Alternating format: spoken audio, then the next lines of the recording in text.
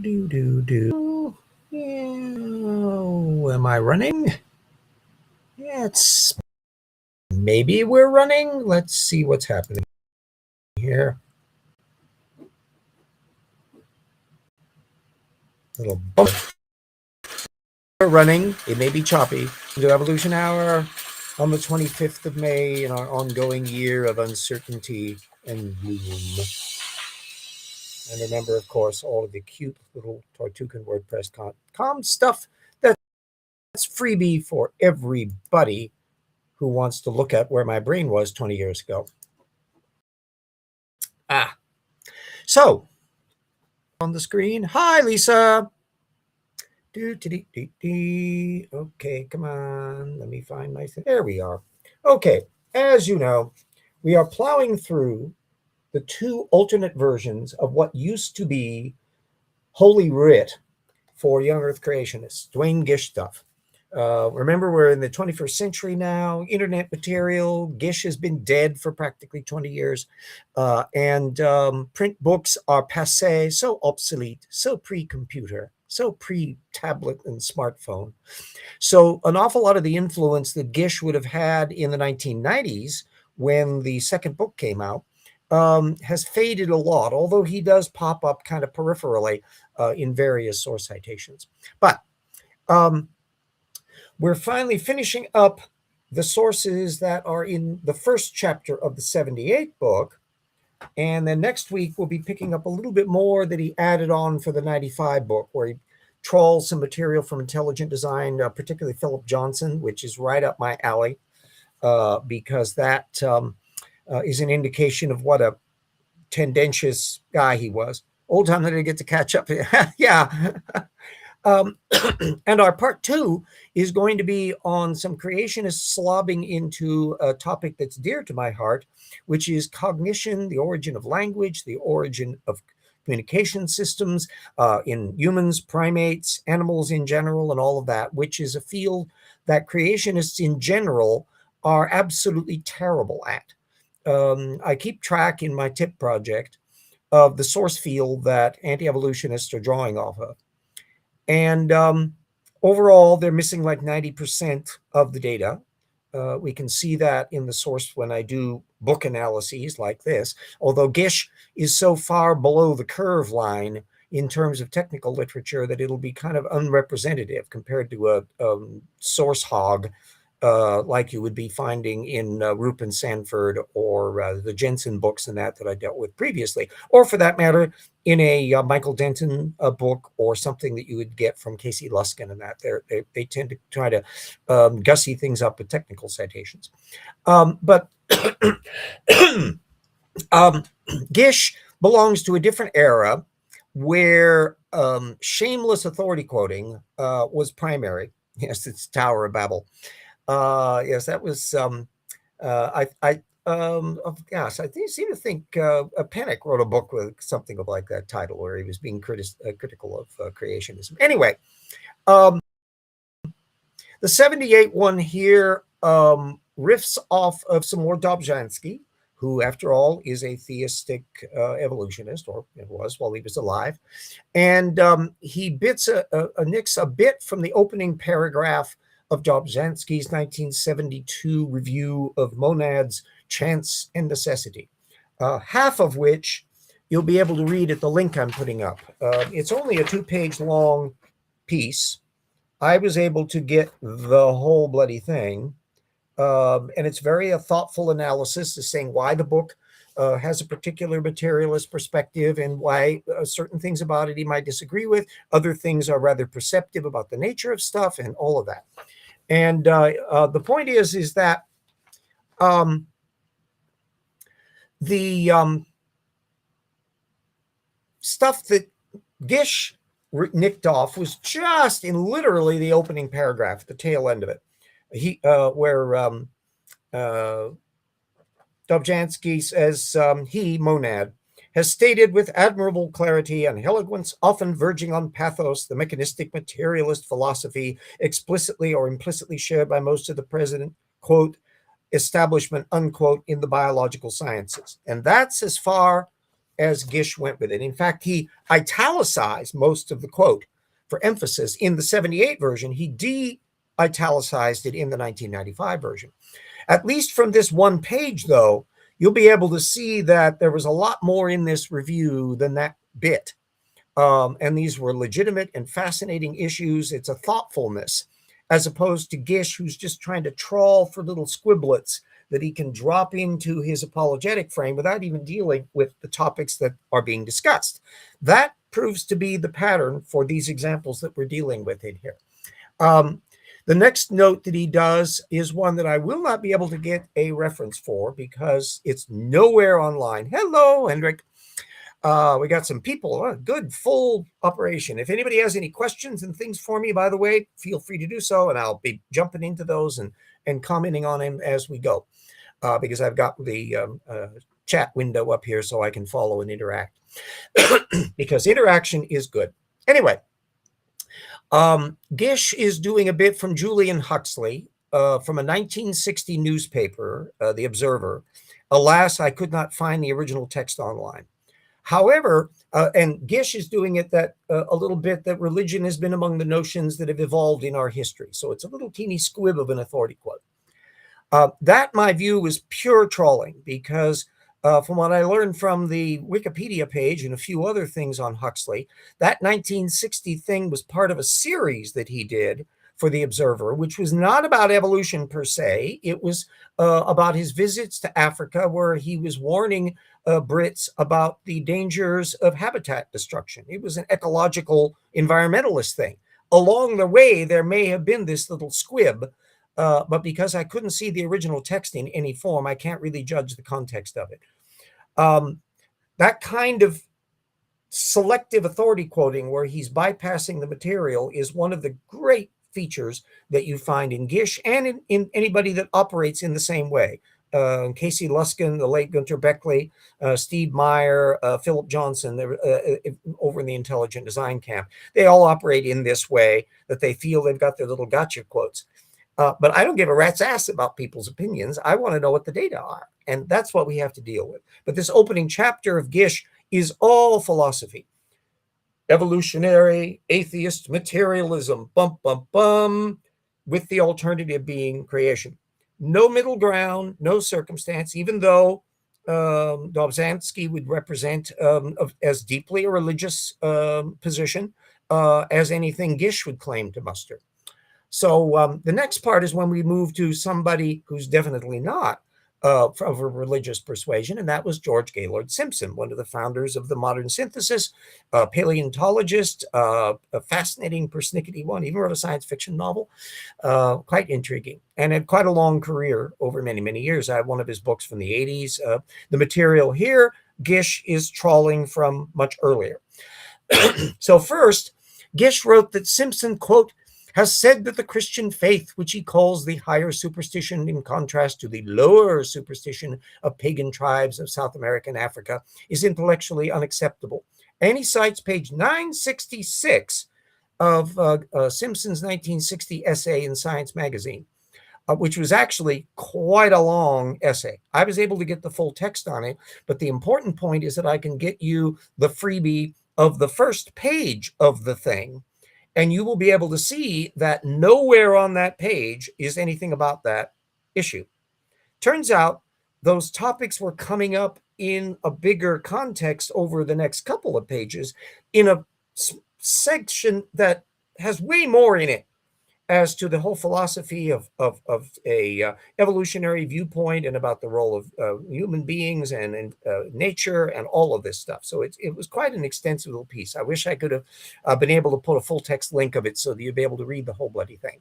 But we will be able to end run in another direction in just a moment. The next quote that Gish does is one about humans' place in nature, that Simpson was quite unabashedly saying a position that many people, including myself, would say, that we're basically on our own. We are sentient beings. We have evolved. We're the ones that decide our destiny for good or ill. There's no external magic forces out there to tinker with it. That's the important thing. And that's from his 1953 book, Paleontology. It just happens to be a small section at the end. It's actually a remarkably concise treatment of where evolutionary theory was going in the state of paleontology in the 1950s, when I was a whopping 1 year old. And neat little descriptions of the various phyletic classifications and class distinct things as you move down the systematic scale, in a bunch of appendices and all of that. It was nice work.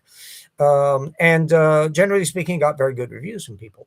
Anyway, that one is available for everybody to read, because the full text is available at archive.org. It's not available for a download, but it's a freebie borrow. And you may go all the way down towards the end on page 155, where the quote occurs. By the way, Gish's reference in both 78 and 95 did not give the page number. So it's not as though you're going to be able to find this in a hurry. And this is let's see, sometimes I think people want gods to avoid responsibility. That's some of the matter, or at least to account for things. Whether or not gods developed initially for some of these things is another matter. Daniel Dennett, the late Daniel Dennett, I think he's late, had theorized about the role that religion did for ancient societies before the versions that we have now, where it was an awful lot of transactional things. You see that there are natural forces, there are rain and fire and whatever else is going on, and wind, and gods must be behind all of that stuff. And therefore, what can you do to get on their good side and make sure they don't do these things? And if things continue to be bad and a drought occurs, then it must mean because you've been bad, you're not in good with the gods. This is like the mandate from heaven idea that you find in Chinese culture and all of that.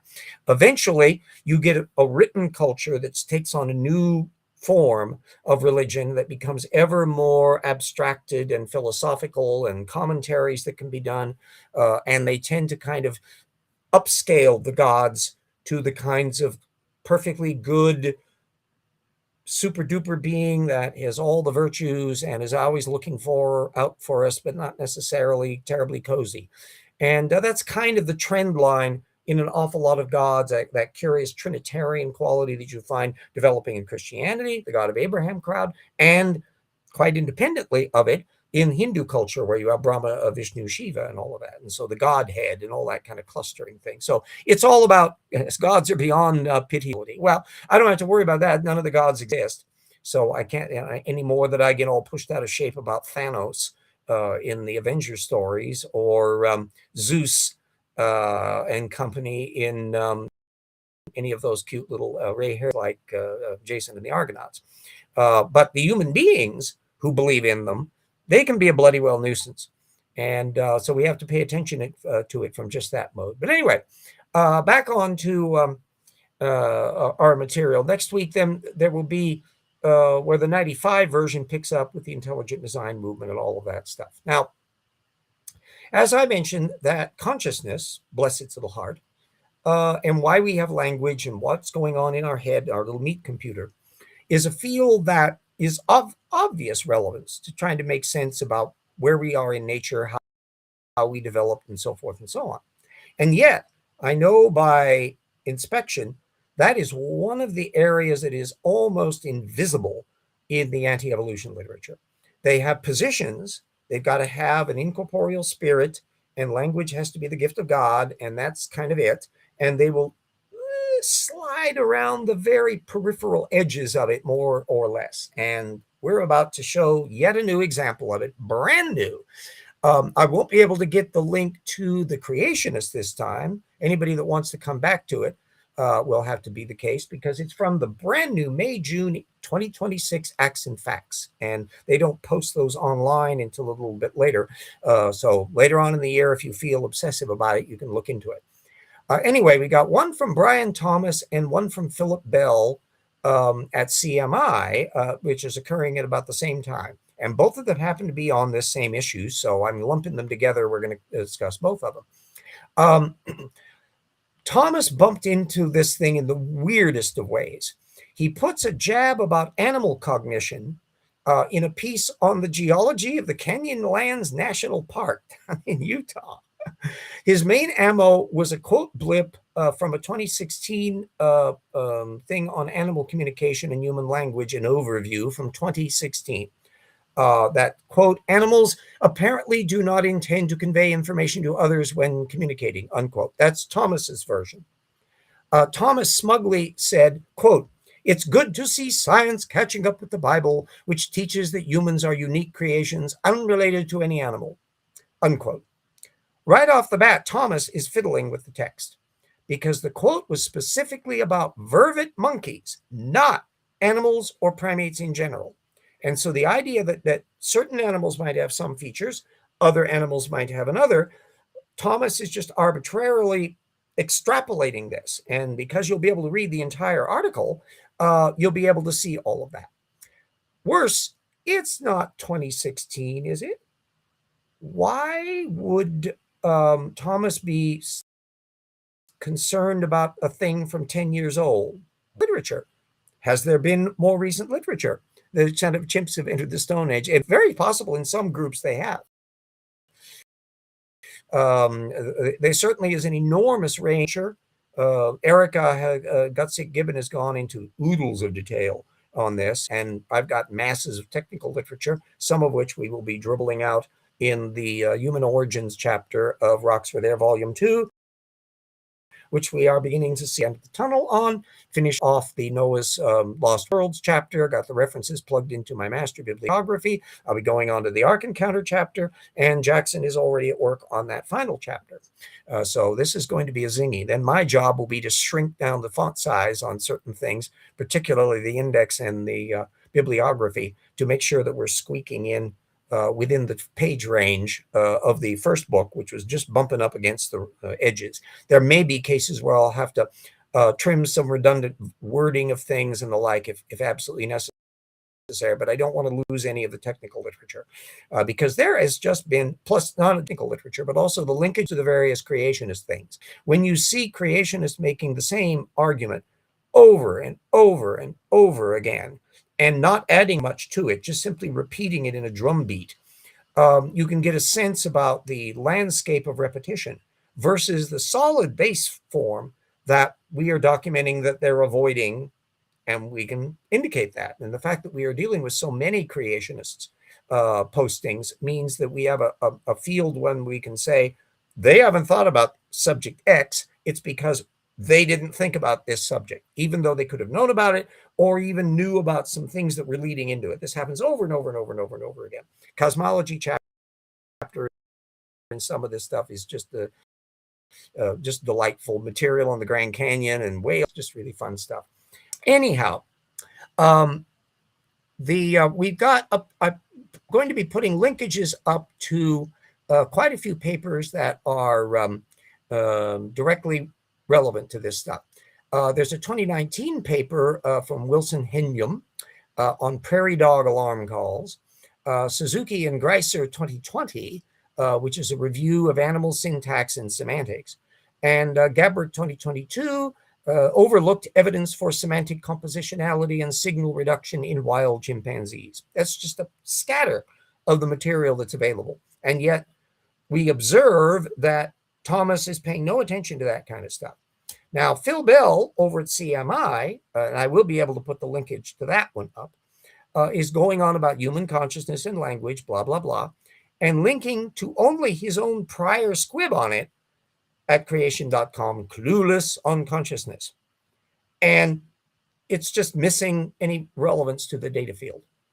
How can you possibly build an argument of that times that is avoiding any engagement with the technical literature, in particular in relation to what's going on in our heads? That we know certain brain systems are involved in certain areas. We can track, in some cases, through brain endocasts, when those systems are emerging in the hominid lineage. We can see how those systems operate in other animals, other members of the primates. There's a huge amount of material on this. And as far as I know, somebody that would be actually active in cognitive research, none are creationists. You can find the occasional creationist paleontologist, functionally Gunter Beckley, the late Gunter Beckley. and occasional geologists and astrophysicists, usually just a handful of people that you can count on one hand. These chimps are using tools unlike certain conservatives in the US. Ah, yes.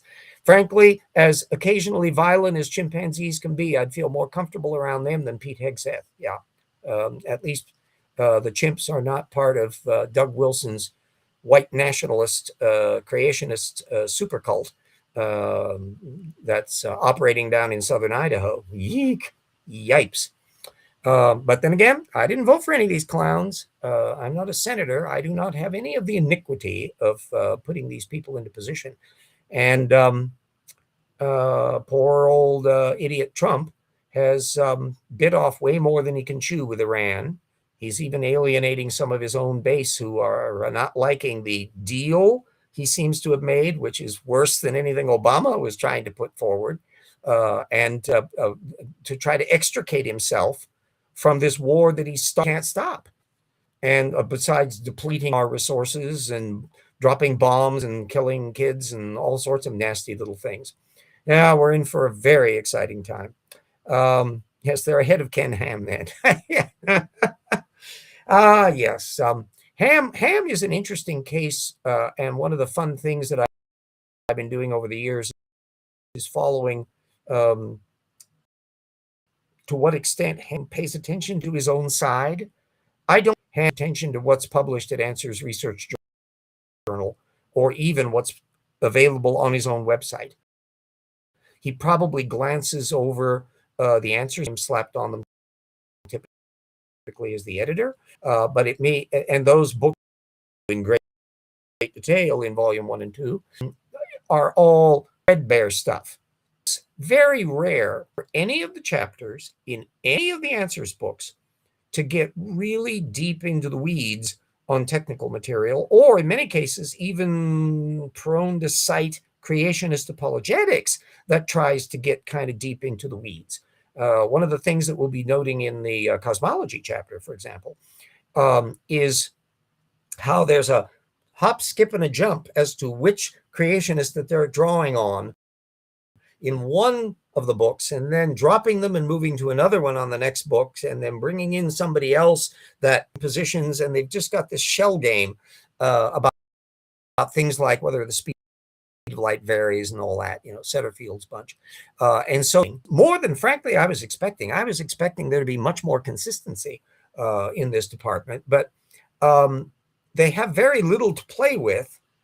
There are relatively few creationist writers in this area, most of whom do, in fact, have astrophysics degrees. They've got physics stuff. They're not, or astronomy stuff. So they're not untutored in that respect. And some of them, Jason Lyle and others, have actually been published and continue to publish to a certain extent in the regular scientific literature.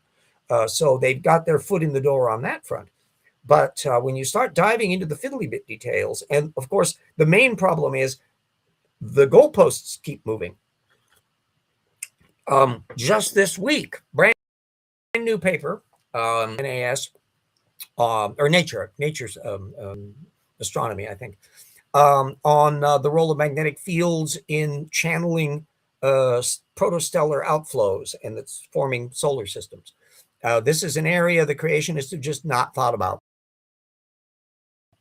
They just avoid it, and therefore the drums that supposedly a solar system formed by just gravity alone. Well, excuse me, we moved on. This has been an issue. And the point is, it's not a theoretical model. It's direct observation with things like the JWST of these things happening. So I think 61 different stellar systems are the subject of some of this stuff. And then specifically on one particular one that they've been looking at. And so the curve that the creationists are behind keeps on getting farther and farther ahead. And you're really not going to have much in that department. You get little pot shots. There's a lot of little hissy fit harumphs to kind of dismiss things. And you find that on a geology paper in relation to the Grand Canyon. That he was predicting that creationists would be misrepresenting, and lo and behold, they did. So there we go. Anyway, So this source methods approach that I've been doing all of this time, where you're really paying attention always, always, always to what they do, what sources they relying on, and how do you categorize that data flow. When I do a typical paper, if I'm printing it out as a PDF, I'm very concerned to get the whole reference bibliography printed out. I may not bother too much with the other pages. Oh, when will the magnetic poles start to change? Will Bruce be lost? Really up in the air. Magnetic reversals or semi-reversals have occurred lots of times. We're kind of overdue for one. There's a little bit of weakening in the magnetic field, a little bit of moving of the magnetic pole. I think it's been shuttling down towards in Canada for quite some time. But all of that depends on what's going on deep inside the Earth. And to be fair, because we're so far removed, thousands of miles away of rock in betwixt us and what's going on, that it's all having to be done by modeling to try to figure out what's going on. And so I think it's fair to say that there's an awful lot that's still up in the air on like magnetic polarity issues. That you can have things where the field can weaken and then strengthen again, that the pole can wander versus the polarity actually shifting. The problem comes if you get to a really thing where it's actually doing a full out shift. It's shutting down, which means all of those little particles that would normally be kept away from the Earth can drop down. And so you'll have some really auroras like everywhere, and you'll have to stay inside and be frying some of our electronic equipment. You know, it's hard to tell. We have never had a technological situation where we've had to worry about these things. Just as worst case scenario, solar flare, if it ever managed to actually cross the Earth's orbit, could blast the atmosphere off the planet. The odds of that happening are fantastically low, simply because of the odds of a particular flare going in exactly the right position that the Earth travels through it at just the right time. Space is so big and the amount of stuff is such that odds are against it, and it hasn't happened over the 4.5 billion years. But hey, hope springs eternal. It's one way to get rid of the Trump administration, but I think that's a little harsh. Anyway, but any birds or others that make use of magnetic sensing, any organism that makes use of that is going to be in kind of a mode. But we have to remember, magnetic reversals have happened all through biological history. So clearly animals didn't go extinct.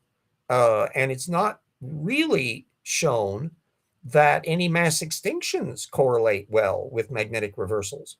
That they happen frequently enough that they're probably relatively resilient to them. Technological societies that make use of electronics, that's a different kettle of fish. But anyway, we're not in that position at the moment, and hopefully I'll be dead by that time. We might, if I can ever build Nat Park, my amusement park, though, which will hopefully outlast me, then I suppose we'll have to make sure that it's EM pulse proof to make sure we can operate as well as being pandemic virus style and all the other vicissitudes of life. Well, polar shifts, that there's the other little issue. To what extent does the polar axis wander, the rotation axis, which of course it wobbles anyway to a certain extent? To what extent can it vary in relation to the land masses? The land masses are moving in plate motions. So to what extent does their distribution have an effect upon all that down below? Interesting thing to deal with. And of course, you probably have a much more active and unsettled environment early in the days when continental crust is actually starting to form. But things have kind of settled down by the time you're a couple billion years on into the thing. Another factor that you have to take into account is the fact that the moon is much closer to the Earth during the Earth formation, because it's formed from the Big Theia collision, which may have been a single body, may have been multiple bodies. They're still modeling on that. It's tricky to do. But at any rate, the moon would be receding and tides would get lower, and the Earth's rotation is changing, and all of those factors are yet more things to put into the mix. Those things may have had a factor as to how long it took multicellular organisms to get off the ground. That certainly is in relation to how much oxygen was available as a power driver, plus ATP synthase and all these other little powerhouse thingies that developed over time. It's an interesting issue, all of which was going on in that boring billion. that seem to be so dull in terms of the paleontological record, because the things that were living then weren't the sort of things that leave nice, big, clunky fossils to worry about. Magneto has shifted across northern Canada by quite a lot over the last few years. Yeah, and there's enough variation to be unclear as to whether that's a trend or not, that things can wiggle down below. To what extent is the magnetic field riffing off of magma variations very deep in the earth that are bumping into the bases of magma plumes and other kinds of things that are going on? It's just a very complicated thing. We don't have anything on a scale that helps us in this area. It all has to be done by retrocalculation from models that we can test inside of a lab, and then to extrapolate to the extreme pressures and extreme temperature conditions and possible rock consistencies and stuff. So it's an ongoing process. And needless to say, creationists aren't contributing to any of this stuff. So voila-di-da. So anyway, I really do invite everybody to take a look at those 3 cognition papers to get a sense about where they are in the literature. And this is all stuff that predated Brian Thomas's article by quite a few years. And the field just continues to go burgeoning. Anybody that follows the creationism movement at a level where you're kind of keeping track of it, especially if you're planning on doing videos or anything like that, damn it all, pay attention to the sources. Go to the back, do all of that. As I was mentioning before I got digressing, the PDFs that I would be doing, I'm meticulous about paying attention to the source field, and then I start triaging them. How many of them are technical papers from legitimate science journals? How many of them are creationist material? When I am using something where I have a posting like at CMI that's not printed, and I'm storing the information in a Word file, when I get down to the references, I'm putting all the creationist stuff in red so that I can visually see just how much of it is stuff that's trawling from their own side. I put anything that's a secular technical journal boxed so I can locate that, and then annotate it as I try to find the PDFs and so forth, and pin down the material, because I'm keeping track of every technical paper that I can and whether or not a creationist cites it or not. So that gets put in my little mix. Remember, spoiler alert, creationists overall are ignoring 90% of the data field. And I can say that with my smug assurance because I keep track of all those numbers on a scale that just keeps getting bigger.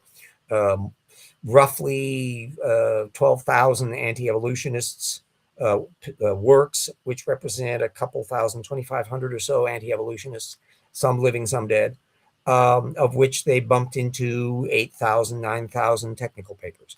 And so those various numbers will continue to enlarge, but so too will the major data field that I'm riffing off of. And that's why I can look at how this thing operates within a field.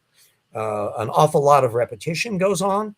If you have a creationist who just goes on about a thing, Michael Ord or Brian Thomas or others, Jeffrey Tompkins and others, odds are that most of their material will be recycled stuff from previous things. So they're not necessarily adding some. I will give Acts and Facts a little bit of props because they do kind of like to riff off as often as possible recent work. But it's often just a thumb their nose bit. And like as not, they'll probably never mention it again because they don't really do follow up very well. And this is also a thing we try to deal with in terms of some of the spot topics that arise in Rocks Were There Volume 2 to get a sense about where they're dealing with all of this stuff. So anyway, that is our thing. Where are we on our little counter? 34 minutes, blah, blah, blah.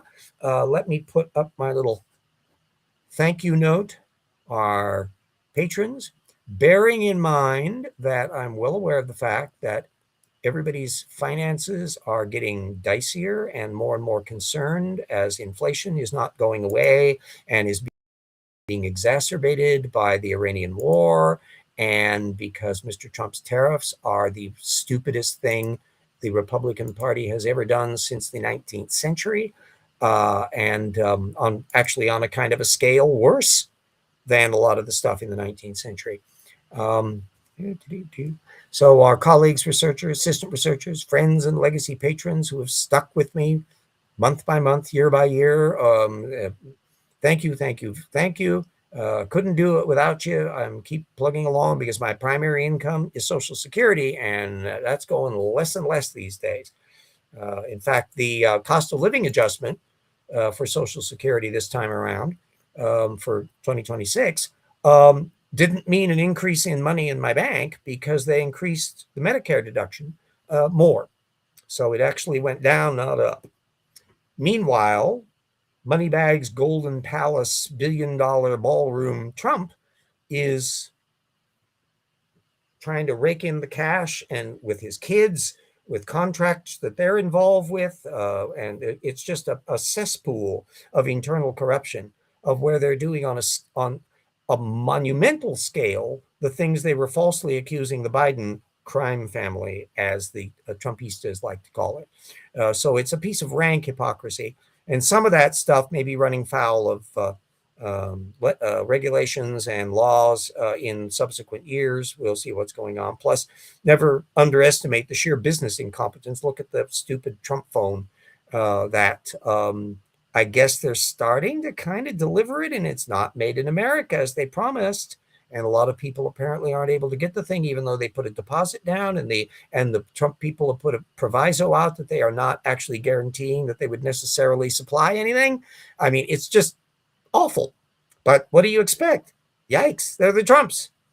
Yes, yes, he's worse than Andrew Johnson. Yes, and that's Andrew Johnson is a great statesman and sage by comparison to Donald Trump.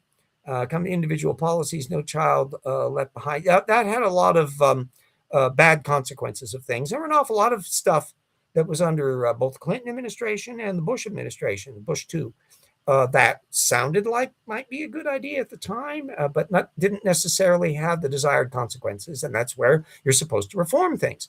But we have now gone 30 years or more with serious issues that need to be seriously reformed on immigration, on banking, on monopolization of media, on housing affordability, on national health care, national minimum income, tons of stuff that have been needing to be dealt with serious, rational, progressive reforms.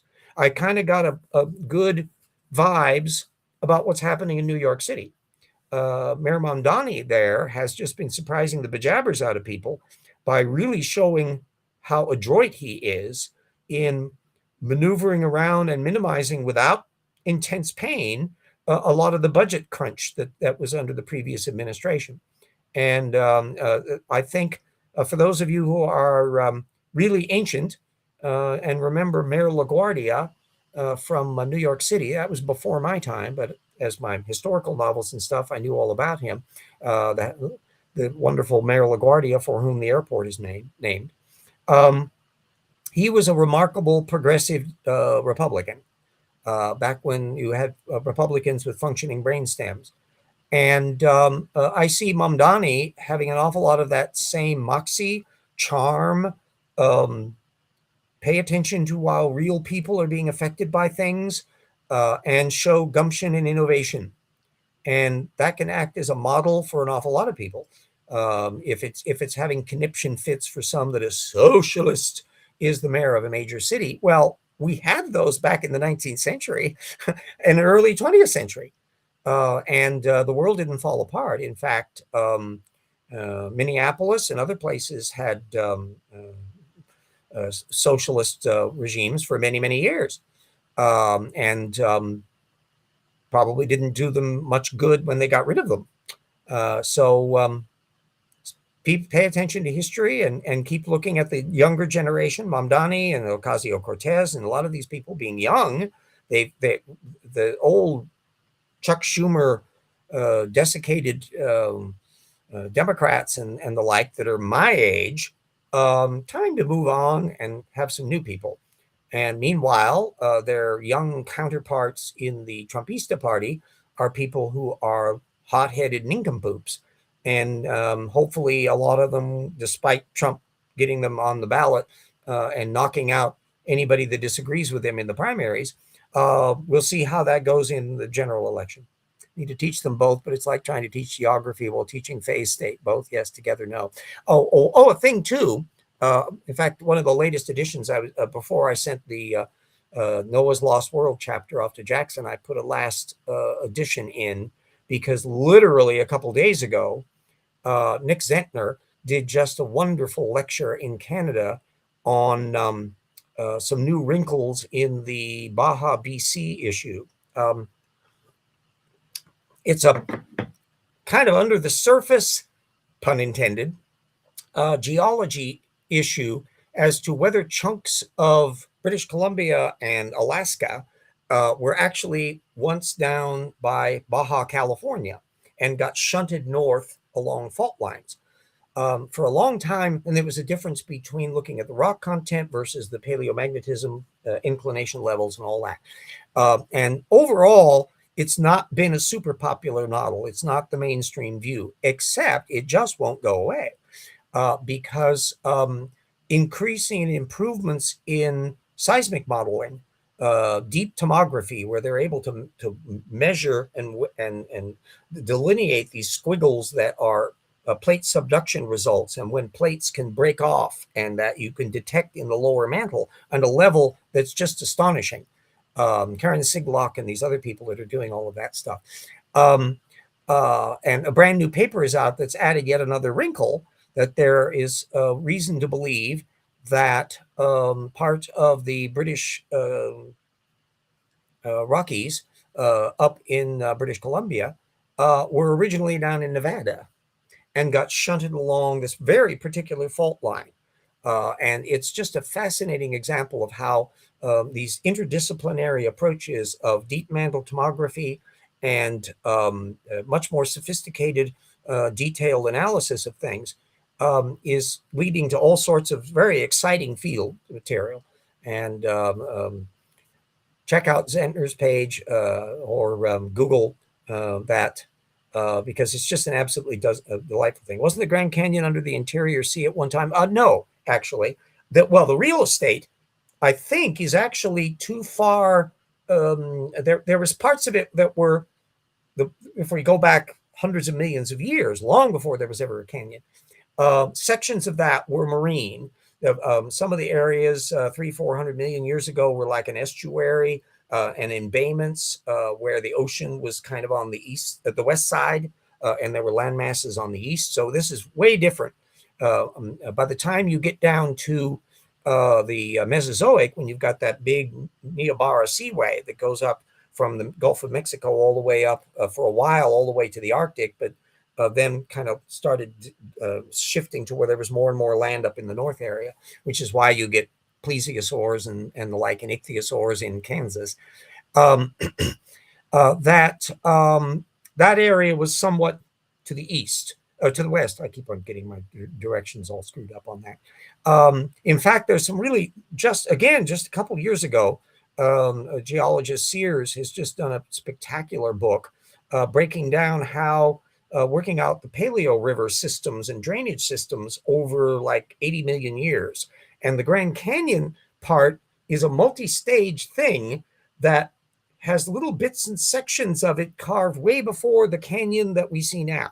The final push is really in like the last 10 or 15 million years, where the canyon finally gets carved down east and west in the canyon down to its present depth. But there were paleo canyons, sometimes from completely different river systems going through there, not the Colorado. And it's been a ginormous interconnected puzzle of stuff that will be a part of the section on the Grand Canyon in the new book. So that stuff that's just, it's a lot of cutting edge stuff. It's absolutely spectacular. Geography and physics are two vastly different fields of science. Yes, but they do intersect because the kind of geophysics elements and how rocks and magnetic fields behave, the dynamics of rotating systems and all of that, that's playing a part in working out things. To some extent, then you're getting clues about very early history, virtue of what you in protosystems, which we're seeing in the most sophisticated telescopes and also the modeling that's being done in astrophysics. So certainly this is the most spectacular time to be alive if you want to see people at the cutting edge of working out stuff that would leave the knowledge, air quotes, of what the views were when I was just a kid in the dust. That's woo. Anyone alive in 1952, when I was born, there would be nothing on Earth in the geological literature that would be able to hold a candle to the kind of material and level of detail explanation that we're getting in technical papers here in the 21st century. And wow, it's just absolutely delightful. Yes, and so are math and critical thinking. Yes, the mathematics is for a while back in the day, I was a dual math history major until higher level calculus and matrices kind of fried my brain, and I realized I couldn't do both at the same time. But it did get an awful lot involved with the kind of mathematical thinking about stuff, including transfinite mathematics and all that. And indeed, that mathematics issue as an interesting end run around the issue of designer anthropic fine-tuned universes, that by using the mathematical analogies of transfinite numbers and imaginary numbers and other factors like that as to whether there's any wiggle room for designers in that, can clarify why so much of the anthropic fine-tuning argument is actually misplaced. And so we got some really neat scoops that are going to be in volume 2. Rocks were there. Anyhow, let me put my cute little book advert up. I will suspect that dear Peter over in Europe will be coming up with a brand new version once we get our book completed, which should be this year. We are plowing along. And in fact, as I begin work on my final full chapter, which is the Arc Encounter listings, I'll be beginning plugging the material that we've already done into the master template, of which this time I got to do 2 rather than 1, darn it all, because I discovered that the system for doing the ebook at Amazon is different from the print book, where you use a PDF format for the print book and a doc file, a word processor file for the ebook. And it means that I have to be very careful about breaking up things from one page to the next, because that won't show up visually in the electronic version. So functionally, I'm going to have to do 2 versions. One expressly formatted so the ebook won't be as clunky as, alas, the ebook version with all of those info boxes. But, I'm new at this. I'm an old fart with gray hair. It started out in a world of manual typewriters. Cut me some slack, damn it. We learn and advance. But at the very least, we make sure that our facts are effing straight. Whoops. There we go. Menu came up talking about math at different levels. Elementary to high school math isn't something that requires critical thinking. Well, there is a certain mathematical logic that comes through. Mathematics, in a sense, is the pure and only rigorous science, in that its conclusions are indisputable. That you can either prove it or you can't. And if you can prove it, you've proven it. And so it deals with things at a level of precision that the squishier physical sciences can have some effects to it. Obviously, anything in physics, if your ideas about how metals function don't square up to how metals actually function and your bridge falls apart, something is wrong with your model. So there is a map of that level. And when you get into biological phenomena, it's not that it's not mechanistic and dynamic. It's the fact that there are so many variables involved that trying to model it in an experimental theoretical sense is different and difficult. Zach Hancock, I alluded to a lecture he had a couple months or so ago that I thought was so revealing about the whole notion of chance, necessity, and how much understanding you need of the nuts and bolts at the point mutation level to see things at a higher level gene and above level that have a mathematical balance to them, independent of the little wiggle room foam on the beer noise at the individual mutation level.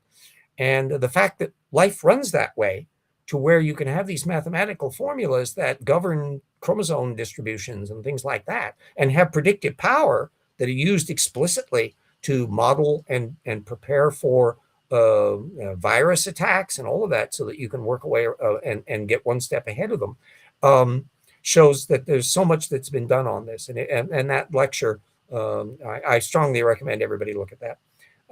Teaching critical thinking to grade school and after, but math is not the right tool. It's there's to me, it's also important, the whole notion about sources.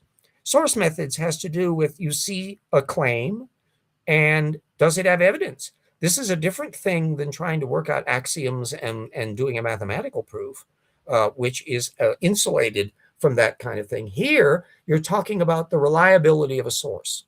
And that you have to ease into. I'm sure there's an awful lot of pedagogy on it in Montessori schools and various others before you even get into the regular classes. But the degree to which American citizens are not terribly good at source analysis and fact checking is a thing that we're paying the price for now. And we've got to redress that. And clearly, we also have to make a point where it is common. It may never be absolute, but significantly common, that people who have really bad source methods can't get elected to public office for that very reason, because they are regarded as unreliable, independent of how decent they are, and independent of the ideology they may be favoring. And that's a tough thing that we'll have to work on as time goes on. Where I'm glad they abandoned the old wrong mnemonics for math. Yes. Yeah, it's. I was part of the early science curriculum that was developed after Sputnik. And then for language, I was taught reading with phonics, which was fantastically impressive. Whereas when we moved to California, they were years behind the curve on that one. And I think they're still trying to, some people are still not seeing how useful phonics is as a way of teaching people to read. At any rate, yes, dumb people are easy to control. Well, those of us who are stubborn do not want to let them do all of that. So everybody, oh my gosh, we got pretty much a whole hour out of the way. Okay, there's good.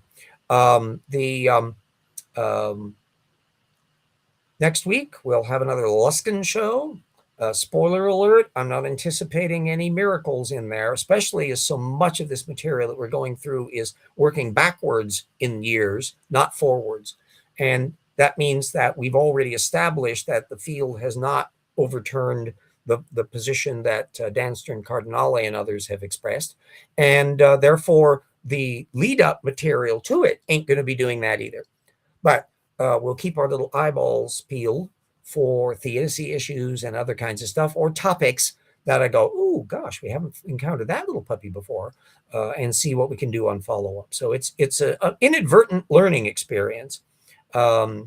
Whether Casey Luskin would ever bother to deal with that, or Jonathan McClatchy, or any of these other people who compiled that idiot list, I'm just kind of curious to know exactly how many papers are on it, because they've only dribbled that it's like 800 some. But I want to know exactly.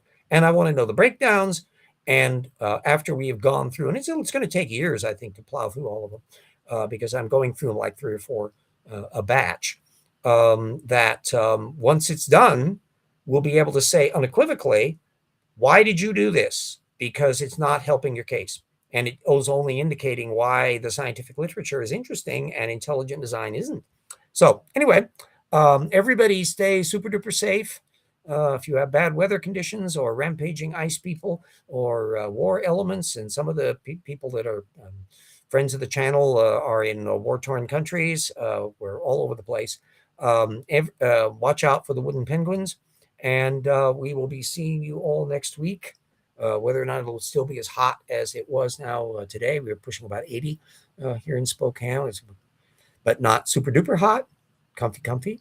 We can get by with that. Anyway, everybody stay safe, and we will see you all next week. Ending the stream.